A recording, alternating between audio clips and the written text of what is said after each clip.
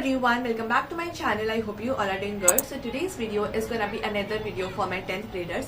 So basically अब आपका English का एग्जाम काफी ज्यादा अच्छे से हो चुका है एंड जैसा कि मैंने कमेंट्स पढ़ के पता किया कि आप लोगों का एग्जाम काफी ज्यादा अच्छा गया है। लाइक आप में से काफी लोग बोल रहे थे कि काफी इजी आया था पेपर एंड हमारा काफी अच्छा गया। So that's very great and काफी अच्छी न्यूज है ये कि आप लोगों का पहला ही बोर्ड एग्जाम काफी ज्यादा अच्छा गया है। सो now let's talk about the next board exam जो कि होने वाला है आप लोगों का साइंस का। So it's on 20th of February। तो मैं भी आपको बताती हूँ कि आप लोगों को क्या क्या स्ट्रैटेजी फॉलो करनी है इन गैप डेज में and I will also talk about my gap strategy जो कि मैंने अपने टाइम पे फॉलो की थी। तो बेसिकली गाइस जो कि मैंने एग्जैक्ट थिंग्स फॉलो की थी वो तो उसकी लिंक आपको डिस्क्रिप्शन में मिल जाएगी। बेसिकली उस टाइम पीरियड पे मैंने एक अपना स्टडी ब्लॉग खुद का रिकॉर्ड किया था। तो अगर आप उसको जाके देखते हो तो आपको और भी ज्यादा क्लियर हो जाएगा कि मैं किस चीज की बात कर रही हूँ एंड मैंने क्या क्या चीजें रियली में की थी। एंड ऑल्सो उस वाली वीडियो में मैंने कुछ इंपॉर्टेंट टॉपिक्स भी शेयर किए थे बिकॉज मैंने अभी उस वाली वीडियो को दोबारा देखा अपनी, ताकि मैं पता कर सकूं कि मैंने उस वाली वीडियो में क्या क्या चीजें आप लोगों को बताई हैं। तो सबसे पहली बात तो मैंने इसमें आपको कुछ इंपॉर्टेंट टॉपिक्स बताए हैं केमिस्ट्री के, जैसे कि कौन कौन से चैप्टर के कौन कौन से इंपॉर्टेंट टॉपिक्स हैं जिनको आप कवर अप कर सकते हो, जिनसे ज्यादा क्वेश्चंस आते हैं।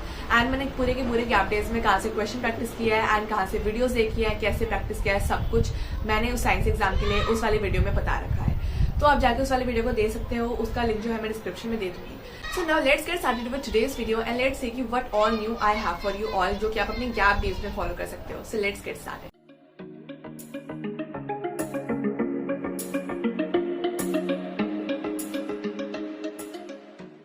Okay guys, so let's get started. तो इस वाली वीडियो का जो फर्स्ट पेज है उसमें मैं आपको ये बताने वाली हूँ कि मैंने अपने गैप डेज में अपने क्या क्या चीजें फॉलो किया था। तो बेसिकली मेरे साइंस एग्जाम से पहले आई गेस मेरे को 3 दिन का या 3-4 दिन का मेरे को गैप मिला हुआ था, जितना मेरे को अभी याद आ रहा है। तो मैंने हर एक दिन डिसाइड कर लिया था कि मैं एक दिन क्या करूंगी, एक दिन बायो करूंगी, अगले दिन केमिस्ट्री करूंगी, फिर फिजिक्स करूंगी and then important question practice करूंगी, diagram and all, and then मैं फाइनली अच्छे से सब कुछ कंप्लीट हो जाएगा, जो कि आपको मेरे वो स्टडी ब्लॉग में भी देखने को मिलेगा। तो बेसिकली मेरे गैप स्ट्रेटेजी में मैंने बस एक ही चीज को फॉलो किया था, वो था प्रशांत भैया की मैराथन। क्योंकि भैया ना मैराथन लेते थे, लाइव मैराथन शाम को लेते थे एंड उसमें ना हर एक दिन एक जो सब्जेक्ट है उसको पूरा कंप्लीट कर देते थे। जैसे फॉर एग्जांपल आज शाम को उनकी मैराथन स्टार्ट होगी, उसमें सर ने लिया कि बायोलॉजी की हम मैराथन ले रहे हैं, उसमें सारे के सारे बायोलॉजी का रिविजन हो जाता था। अब देखो अभी मैं आपको आगे टिप्स बताऊंगी, इसमें भी आपको पता चलेगा कि आपको सारे चैप्टर्स को रिवाइज करना काफी इंपॉर्टेंट है बिकॉज क्या कुछ चैप्टर जो है आपने बहुत पहले पढ़े होंगे, जैसे लाइफ प्रोसेसेस हो गया, लाइट हो गया, या फिर first chemical reactions and equations ही हो गया, तो ये आपने काफी पहले पढ़े थे। तो हर एक चीज को रिवाइज करते हुए चलना इज वेरी इंपॉर्टेंट बिकॉज अभी आपकी सारी चीजें जो है वो ब्रश अप हो पाएंगी। तो इसलिए सबसे पहले मैंने क्या किया था, मैं सोचा था कि मेरे को सब कुछ रिवाइज करना है एंड अगर मैं खुद रिवाइज करने बैठी तो मेरे को काफी टाइम लग जाएगा। तो वही मैंने भैया की मैराथन का यूज किया। तो बेसिकली मैंने क्या किया ना, जो भैया ने मैराथन लगाई थी शाम को, मैंने उसको स्पीड अप करके देखा एंड उसमें मैंने एक एक दिन में एक एक सब्जेक्ट को क्लियर कर लिया था, केमिस्ट्री, फिजिक्स, देन बायो। तो चौथे दिन में मैंने क्या किया था कि मैंने इंपॉर्टेंट क्वेश्चंस की प्रैक्टिस कर ली थी, जो कि इंपॉर्टेंट क्वेश्चंस वही क्वेश्चन थे जो कि भैया ने वीडियो बनाई थी। भैया ने उसी की वीडियो बनाई थी, प्रशांत भैया ने, एंड मैंने वही वीडियो देखी जिससे कि मेरे को सारी इंपॉर्टेंट क्वेश्चन की प्रैक्टिस हो गई थी। एंड ऑल्सो सबसे बेस्ट मैराथन जो मेरे को लगी इन सब में से वो थी 4 AM मैराथन। लाइक जिस दिन मेरा साइंस का बोर्ड एग्जाम था उस दिन मैंने देख लिया था कि 4 बजे भैया की मैराथन होने वाली है बिकॉज भैया ने ऑलरेडी बता चुका था। तो मैंने सोचा कि मैं देखो वैसे आई गेस 2 या 3 बजे उठी थी जिस दिन मेरा फाइनल बोर्ड का एग्जाम था। तो मैंने सोचा 2-3 घंटे तो मैं खुद पढ़ लूंगी, 2 घंटे या फिर 1 घंटा 2 घंटा मैं खुद पढ़ लूंगी एंड देन 4 बजे से जो भी मैराथन होने वाली है प्रशांत भैया की, मैं वो अटेंड कर लूंगी ताकि मेरे को वो क्वेश्चन पता चल जाए जो कि बोर्ड एग्जाम में आ सकते हैं। एंड मैंने ये माइंडसेट लेके मैं बैठी मैराथन देखने के लिए एंड मैंने जैसे ही वो मैराथन खत्म किया एंड मैं बोर्ड एग्जाम देकर वापस आई, I was literally shocked because उस वाली मैराथन में से जो सुबह की 4 बजे वाली थी, जो कि थे इंपॉर्टेंट क्वेश्चंस, वो सारे के सारे क्वेश्चन जो थे ना वो बोर्ड एग्जाम में आए थे। मैं ये नहीं कह सकती सारे के सारे, but most of the question जो थे वो मेरे बोर्ड एग्जाम्स में आए थे बिकॉज उनको देखो प्रशांत भैया एंड इतने सारे काफी ज्यादा सालों से पढ़ा रहे हैं, तो उनको काफी एक्सपीरियंस भी हो चुका है एंड दे नो की which questions are mostly repeated. तो उन्होंने इस चीज में मेरी बहुत हेल्प की थी। लाइक मैं जो सुबह मैराथन देख के गई थी मोस्टली वही क्वेश्चंस आए मेरे बोर्ड एग्जाम में and I was able to answer it very nicely and इसलिए I was able to score 100 on 100 in science, जो कि आपको मेरा रिजल्ट देख के पता लग ही गया होगा कि मैं कितनी ज्यादा मेरी हेल्प की थी प्रशांत भैया की मैराथन्स ने, चाहे वो बाकी दिन की हो सेपरेट या फिर वो 4 AM मैराथन जो कि सबसे हेल्पफुल थी वही क्यों ना हो। तो guys I will really suggest you all कि भैया आप लोग के लिए भी 4 AM मैराथन रखने वाले हैं। तो आई विल रियली सजेस्ट कि आप लोग भी जिस दिन आपका बोर्ड एग्जाम है उस दिन उस मैराथन को देखो ताकि आप लोगों को वो सारे क्वेश्चन पता लग जाएं जो कि बोर्ड एग्जाम्स में आने वाले हैं। तो जैसा कि मैंने आप सबको बताया कि 4 AM मैराथन तो मस्ट ही है बिकॉज अगर आपको अपना पेपर लीक करवाना है बोर्ड का तो फिर तो आपको वो मैराथन देखनी पड़ेगी बिकॉज काफी क्वेश्चन जो है वो सिमिलरली उठ के आपके बोर्ड एग्जाम में आने वाले हैं because Prashant bhaiya is best for science. देखा नीचे क्लैपिंग भी हो रही है, ड्रम बीट्स हो रहे हैं, बिकॉज प्रशांत भैया की बात है। Okay, keep this aside, but Prashant bhaiya is really a leaker of CBSE and उन्होंने पूरा, थैंक यू। तो literally Prashant bhaiya is a leaker of CBSE and उन्होंने काफी मदद की थी, मेरी तो बहुत ही ज्यादा मदद की थी, जो कि आप मेरे स्कोर से पता लगा ही सकते हो कि व्हाट आई एम सेइंग। तो गाइस, अब आप लोगों को ये तो क्लियर हो ही गया होगा कि अपने आपको गैप जो डेज है वो कैसे यूटिलाइज करने हैं। आपको सबसे पहले तो हर एक सब्जेक्ट की सेपरेट जो है वो मैराथन देखनी है, ताकि आपका हर एक सब्जेक्ट जो है वो रिवाइज हो जाए। एंड देन आपको 4 मैराथन देखनी है, ताकि आपको इंपॉर्टेंट क्वेश्चन पता लग जाए एंड आपको बोर्ड एग्जाम जो है वो लीक हो जाए and you can answer most of the question of your board exam. तो गाइज, अब चलते हैं नेक्स्ट चीज पे। अब मैं आपको बताने वाली हूँ इंडिविजुअल्स कुछ टिप्स जो कि आपको हर एक सब्जेक्ट के लिए ध्यान रखनी है। तो अगर मैं सबसे पहले बात करूँ केमिस्ट्री की, तो केमिस्ट्री में केमिकल इक्वेशंस मतलब केमिकल रिएक्शंस याद रखना इज वेरी इंपॉर्टेंट, बिकॉज काफी सारे क्वेश्चन मतलब most of the questions are chemical reactions itself. Like ऐसा कोई भी क्वेश्चन नहीं होगा जो कि केमिस्ट्री का आएगा एंड वो केमिकल रिएक्शन ना हो। मुश्किल से 0.1% चांस है कि कोई ऐसे थ्योरी बेस्ड क्वेश्चन आ जाए, बट मोस्टली क्वेश्चन में आपको केमिकल रिएक्शन जो है वो लिखना पड़ेगा।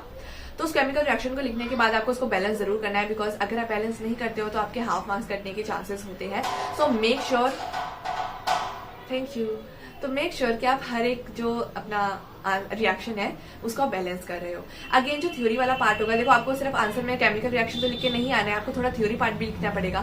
तो इसे थ्योरी पार्ट को भी आप अच्छे से प्रैक्टिस करके जाना। जो भी आंसर क्वेश्चन होंगे, सैम्पल पेपर्स आपने प्रैक्टिस कर ही लिए होंगे, तो आपको पता लग ही गया होगा कि किस टाइप के थ्योरी क्वेश्चन आएंगे एंड उन थ्योरी क्वेश्चन पे कैसे आपको केमिकल रिएक्शन लिखने हैं। मोस्टली यही चीज रहती है केमिस्ट्री में जो कि आपको ध्यान में रखनी होती है। एंड अगर you want the list of the important topics then do let me know, मैं एक वीडियो बना के पोस्ट कर दूंगी। तो I have to prepare for it also. तो हाँ, मैं थोड़े दिन बाद पोस्ट कर दूंगी, बट एग्जाम से पहले पोस्ट कर दूंगी, पक्का है। अगर आप चाहोगे तो वही आपको इंपॉर्टेंट टॉपिक्स वगैरह जो उन पर ज्यादा ध्यान देना है, बिकॉज ऐसे कुछ टॉपिक्स होते हैं जो कि काफी बार रिपीट होते हैं एंड उन्हीं से क्वेश्चंस आते हैं। एंड जैसे कि 3 मार्कर्स हो गए, 5 मार्कर्स हो गए, तो उसमें से कुछ ज्यादा क्वेश्चन जो है वो उठ के आते हैं। तो आपको वो टॉपिक्स पता होनी चाहिए हर एक चैप्टर से। बाकी आपको केमिकल रिएक्शन तो करनी है, ये तो आपको पता ही है। उसके बाद जो नॉमेनक्लेचर एंड ऑल है, जिसमें आपको इलेक्ट्रॉन डॉट स्ट्रक्चर जो होते हैं वो चीज अच्छे से करके जाना।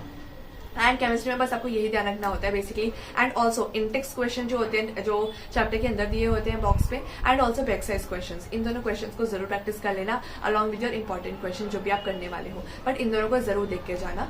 एंड ऑल्सो आई होप आपने अभी तक तो अपने नोट्स बना के रखे ही होंगे, ताकि आपको बार बार एनसीईआरटी में कंफ्यूजन ना हो कि एक्चुअली वो चीज क्या लिखी हुई है। तो वो नोट्स आपको जरूर हेल्प करेंगे। अगर आपने नोट्स नहीं बनाए हैं बाय चांस, तो अगेन आप इस वीडियो के लिंक डिस्क्रिप्शन में जाके देख सकते हो। मैं अपने एक बार आपको नोट्स दे दूंगी रेफरेंस के लिए, ताकि अगर आपको देखना हो तो यू कैन सी इट। तो गाइज, अगर मैं बात करूं बायोलॉजी की, तो बायोलॉजी के लिए आपको अपने जो सारे के सारे डायग्राम्स है जो कि आपको एनसीईआरटी में दिए हुए हैं, उनको आपको अच्छे से प्रैक्टिस करके जाना है। बिकॉज डायग्राम्स ड्रॉ करना आएगा एंड क्वेश्चन को आप थोड़ा सा वेटेज देने के लिए, ताकि आपके मार्क्स आ जाए, आप डायग्राम भी इंक्लूड कर सकते हो। एक थ्योरी पार्ट तो आपको अच्छे से लिखना ही लिखना है, साथ साथ अगर उसकी पर्टिकुलर टॉपिक की डायग्राम भी है, उस पर्टिकुलर क्वेश्चन के रिलेटेड कोई डायग्राम भी है, तो आप वो भी बना सकते हो, जिससे कि आपके मार्क्स जो है वो इंक्रीज हो जाएंगे। ठीक है, तो आपको ये सेकंड काम करना है कि आपको सारी की सारी डायग्राम जो है वो प्रैक्टिस कर जानी है। लेकिन फर्स्ट काम क्या था? फर्स्ट काम वही जैसे कि आपने केमिस्ट्री में किया था, सारे index question and back exercise के क्वेश्चंस आपको अच्छे से करके जाने हैं। एंड ऑल्सो गाइस, ट्राई करना कि आपने 1 या 2 बार एनसीईआरटी की रीडिंग जरूर कर ली हो। Thank you. And also guys, जरूर ध्यान रखना कि आपने एनसीईआरटी की रीडिंग 1 या 2 बार जरूर कर लियो, बिकॉज एमसीक्यूज में क्या होता है, एनसीईआरटी की लाइन ही यूज होती है मोस्टली। अगर बायोलॉजी से कोई भी क्वेश्चन आता है तो एनसीईआरटी की लाइन से आपको पूछा जाएगा मोस्टली। तो ट्राई करना है कि आपने एनसीईआरटी भी रीड करके रखी है, डायग्राम प्रैक्टिस करके रखी है, NCERT and index question solve कर रखे हैं। इससे ज्यादा आपको बायोलॉजी में करने की कोई जरूरत नहीं है, क्योंकि एक्स्ट्रा कुछ भी इनसे बाहर नहीं आएगा। एनसीईआरटी से बाहर तो वैसे भी कुछ नहीं आता है। बाकी आप इंपॉर्टेंट क्वेश्चन वाली वीडियो देख ही लोगे, मैराथन देख ही लोगे, तो आपको ऑलरेडी सारा कॉन्फिडेंस आ जाएगा साइंस बोर्ड एग्जाम के दिन ही। But still do your best, अच्छे से सारी चीजें खुद प्रिपेयर कर लेना, ताकि अगर आप लास्ट वाली मैराथन देखो तो आपको कुछ ना कुछ तो दिमाग में हो कि हाँ, किस बारे में बात चल रही है। बिकॉज इंपॉर्टेंट क्वेश्चंस को भी याद में रखना, इसके लिए आपको पीछे की बैक स्टोरी पता होनी चाहिए, जो कि जिसके लिए आपको चैप्टर पता होना चाहिए।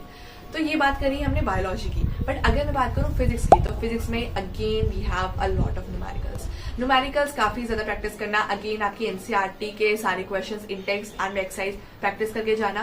सैम्पल पेपर में से न्यूमेरिकल्स प्रैक्टिस कर लेना, बिकॉज आपके कोई भी मान लो लाइट चैप्टर इज इंपॉर्टेंट, ठीक है, लाइट चैप्टर तो इंपॉर्टेंट है, बट वो थोड़ा सा इजी है, उसके न्यूमेरिकल्स इजी रहते हैं। बट अगर फिर भी आप उनके न्यूमेरिकल्स में वीक हो, तो आप जरूर सैम्पल पेपर या फिर पीवाईक्यू के क्वेश्चंस ट्राई कर लेना उस पर्टिकुलर चैप्टर के, ताकि आप उसके न्यूमेरिकल्स में स्ट्रॉन्ग हो जाओ। अगर मैं बात करूँ इलेक्ट्रिसिटी चैप्टर की, तो उसके मेरे को एमसीक्यूज मतलब न्यूमेरिकल्स कभी भी पसंद नहीं आए, बिकॉज मुझे कभी भी सॉल्व नहीं होते थे। कई काफी न्यूमेरिकल्स ऐसे थे जिसमें मेरे को फॉर्मुला ही याद नहीं रहता था कि मुझे इसमें लिखना क्या है। है, बट स्टिल मेरे बोर्ड एग्जाम के लिए मैं जस्ट फॉर्मूला लर्न करके गई थी, बिकॉज मैंने गिव अप कर दिया था, लिटरली मैंने गिव अप कर दिया था इलेक्ट्रिसिटी वाले चैप्टर के न्यूमेरिकल्स पे कि भाई मुझसे तो नहीं होगा। बट मैंने गिव अप तो जरूर कर दिया था, बट पता है क्या हुआ था, मेरे बोर्ड एग्जाम में इलेक्ट्रिसिटी का न्यूमेरिकल ही नहीं आया and I was so happy at that point कि लिटरली। बट ऐसा नहीं होता कि हर एक लकी हो, अगर आपको कोई न्यूमेरिकल्स नहीं आ रहा है, फॉर एग्जाम्पल आपको लाइट का नहीं आ रहा था, आप उसको छोड़ के चले जाओ। लाइट का तो 101% होता है, एक चांसेस होते हैं कि लाइट का numerical is a must to come. But ऐसा नहीं है कि आपको इलेक्ट्रिसिटी वाला चैप्टर नहीं आता तो आप उसको छोड़ के चले जाओ। प्रिपेयर आपको सब कुछ करके जाना है। मैंने छोड़ दिया था बिकॉज मुझसे नहीं हो रहा था, बिकॉज ना ही देखो मेरे प्री बोर्ड में भी इलेक्ट्रिसिटी वाले चैप्टर के ही मार्क्स कटते थे, तो मैं सोचा था बस अब मुझसे नहीं होगा, मैंने वहीं पे गिव अप कर दिया था। But still I was lucky कि मेरा कोई भी क्वेश्चन उस चैप्टर से नहीं आया था। तो फिजिक्स में बस आपको यही ध्यान रखना है कि न्यूमेरिकल्स आपको ज्यादा से ज्यादा प्रैक्टिस करके जाने हैं ताकि आपकी प्रैक्टिस अच्छी हो सके। सेकेंडली आपको क्या ध्यान में रखना है कि आप रे डायग्राम्स प्रैक्टिस करके जाओ। Concave mirror, convex mirror and अपनी लेंसेज, इनके diagrams are very very important and इनसे क्वेश्चन पक्का आएगा। आपको ये डायग्राम्स में से कोई ना कोई रे डायग्राम बनाने को जरूर बोला जाएगा एंड ऐसा नहीं बोलेंगे कि ये वाले रे डायग्राम बना दो, वो क्वेश्चन थोड़ा अलग टाइप से आता है जो कि आपको सैम्पल पेपर में ही देख के पता चलेगा। तो जाओ एंड सैम्पल पेपर खोलो एंड देखो कि रे डायग्राम्स वाले क्वेश्चन एक्चुअली पूछे कैसे जाते हैं। तो आई वाला जो चैप्टर है, आई एंड द कलरफुल वर्ल्ड, इसमें जो आई डिफेक्ट्स होते हैं ना, मायोपिया एक्सेट्रा वगैरह, मायोपिया वगैरह की आपको क्या करके जाने, जो डायग्राम है एनसीईआरटी में दी हुई है वो अच्छे से करके जानी है। उसके साथ साथ उसका आपको बताना चाहिए कि इसके कॉजेज क्या है, कि वो क्यों हो रहा है, फोकल लेंथ डिक्रीज हो रही है, आई बॉल की शॉर्टनिंग होनी या फिर इलोंगेशन होना। एंड सेकेंडली आपको उसमें ये ध्यान रखना है कि आपकी करेक्शन क्या है, कौन सा टाइप ऑफ मिरर आप लगाओगे, कौन सा टाइप ऑफ लेंस आप लगाओगे चश्मे में जिसकी वजह से वो करेक्ट हो जाएगी। वो मायोपिया और जो सेकंड में होती है मेरे को अभी याद नहीं आ रही है, but you know what I am saying कि वो वाला टॉपिक इंपॉर्टेंट है, वो करते जाना। सारी की सारी एनसीईआरटी डायग्राम्स आपके दिमाग में छपी होनी चाहिए कि इस डायग्राम से क्वेश्चन आए तो ये कौन सी डायग्राम है एंड इसके पीछे की स्टोरी एक्चुअली है क्या, एंड मेरे को कैसे आंसर करना है। तो ये बेसिक टिप्स होती हैं जो कि आपको ध्यान में रखनी है हर एक सब्जेक्ट के लिए। अगर कोई ऐसा क्वेश्चन हो गया जो आप लोग कमेंट में पूछ रहे हो जो कि मैंने आंसर नहीं किया इस वीडियो में, वो मैं वहां पे कमेंट में आपको पर्सनली आंसर कर दूंगी, so don't worry about that also. अगर मैं बात करूं अगर नेक्स्ट टिप की, जो कि आपको प्रेजेंटेशन टिप्स, तो प्रेजेंटेशन टिप्स मैंने पिछली वाली वीडियो जो मेरी फर्स्ट वाली वीडियो थी कि what to carry to your board exam centre, उसमें भी साइंस के रिलेटेड काफी सारी टिप्स शेयर की थी। तो अगर आपने वो वीडियो नहीं देखी है तो कोई बात नहीं, आप जाके देख भी सकते हो, बट मैं यहाँ पे भी एक बार और आपको बता देती हूँ। तो बायो में तो आपको पता ही है, सिंपली आपको थ्योरी लिखनी है एंड अगर डायग्राम नीडेड हो तो डायग्राम ड्रॉ कर देना एंड दैट्स इट। अगर मैं बात करूँ फिजिक्स की, तो फिजिक्स में आपको क्या करना है, न्यूमेरिकल्स क्वेश्चन आते हैं तो सबसे पहले आपको लिखना है गिवन क्या क्या चीजें हैं। फोकल लेंथ गिवन है तो एफ का इज इक्वल टू करके जो भी ये वैल्यू गिवन है। गिवन लिखने के बाद आपको लिखना है कि टू फाइंड, आपको एक्चुअली फाइंड क्या चीज करनी है। जैसे कि अगर आपको रियल इमेज फाइंड तो वो वी फाइंड करना है, इमेज डिस्टेंस फाइंड करना है, ऑब्जेक्ट डिस्टेंस फाइंड करना है, तो वो लिख देना कि टू फाइंड क्या करना है। तो टू फाइंड लिखने के बाद आपको पूरा का पूरा आंसर लिखना है एंड अगेन जो आपका फाइनल आंसर आएगा उसको आप एक बॉक्स में एनक्लोज कर देना ताकि वो आंसर जो है वो हाईलाइट हो जाए एंड आपका जो क्वेश्चन है वो अच्छे से कंप्लीट हो जाएगा वहीं पे न्यूमेरिकल वाला। अगर मैं बात करूँ रे डायग्राम की, तो ट्राई करना आप नीट एंड क्लीन रे डायग्राम बनाओ, पेंसिल का यूज करना एंड जो मिरर होता है या फिर लेंस होती है उसको या तो प्रोटेक्टर आप ऐसे रखना एंड थोड़ा सा हाफ सेमी सर्कल बना देना, उससे काफी अच्छा बन जाता है। मैंने भी उसी से करवा था, मतलब उसी का यूज किया था एंड काफी अच्छा सेमी सर्कल बन के आ जाता है। तो इसका आपको यूज करना है एंड काफी नीट एंड क्लीन डायग्राम आपको बनानी है, ठीक है। तो इतना करने के बाद आपका जो है फिजिक्स का पार्ट जो है वो कंप्लीट हो जाएगा। ओके गाइस, तो बाकी आप लोगों को तो पता ही है, आपने प्री बोर्ड एग्जाम दिए रखे हैं तो आपको पता होगा कि आपने अपने एग्जाम को कैसे प्रेजेंट करके आना है। कि बेसिकली फिजिक्स के लिए मैंने आपको बताई है कैसे बॉक्स में एनक्लोज कर देना, बिकॉज ये चीज थोड़ी सी अपनी जो आंसर शीट होती है उसको थोड़ी सा ब्राइट बनाती है एंड क्लियर बनाती है, ठीक है। बायोलॉजी में भी ऐसा कुछ नहीं है, आंसर लिखना है तो सिंपली आप आंसर लिख ही लोगे। केमिस्ट्री का मैंने आपको बता दिया है, केमिकल रिएक्शन को बैलेंस कर देना एंड मतलब आपने थ्योरी पार्ट लिखा उसका एक लाइन छोड़ के केमिकल रिएक्शन को लिखना ताकि वो थोड़ा सा अच्छे से क्लियरली दिखे। तो बस आपको यही चीजें ध्यान रखनी है, इससे ज्यादा कोई भी ऐसी चीज नहीं है जो कि आपको ज्यादा ध्यान रखनी हो। एंड ऑल्सो वो स्टडी ब्लॉग एक बार आप लोग देख लेना जरूर ताकि आपको और क्लियरली पता चल जाए कि मैंने एक्चुअली उस दिन में क्या क्या किया था। बिकॉज वो जो होता है एक प्रूफ है कि हाँ मैंने उस दिन यही चीजें की थी, तो मैं आप लोग को दिखा सकती हूँ कि I did this thing over there. तो guys that's it for this video and I hope कि इस वीडियो ने आप लोगों को कुछ ना कुछ टिप्स एंड ट्रिक्स जरूर दी हूँ। एंड अगर आपको फिर भी कोई डाउट है तो आप कमेंट सेक्शन में जाके पूछ सकते हो। So I will be ending this video right here and अच्छे से करके आना अपना एग्जाम एंड प्रशांत भैया की मैराथन जरूर देख लेना because they are really gonna help you all. So take care guys and I love you all. Thank you so much for watching this video. I will meet you all in my next video. तब तक के लिए tata bye bye, take care and love you all, bye bye. करते हैं because आपने already English नहीं लेना है अंकल, शांत हो जाओ थोड़ी देर। बाकी ने प्री बोर्ड एग्जाम्स दिए ही हुए हैं एंड यू नो कि आपका एग्जाम जो है वो कैसे एंड बाकी अपने प्री बोर्ड एग्जाम एंड बाकी अपने अपने प्री बोर्ड एग्जाम तो दिए ही हुए हैं, तो आपको पता है कि आपको अपने एग्जाम को कैसे प्रेजेंट करके आना है। बाकी आपने अपने प्री बोर्ड एग्जाम तो दिए ही हुए हैं ऑलरेडी, तो अब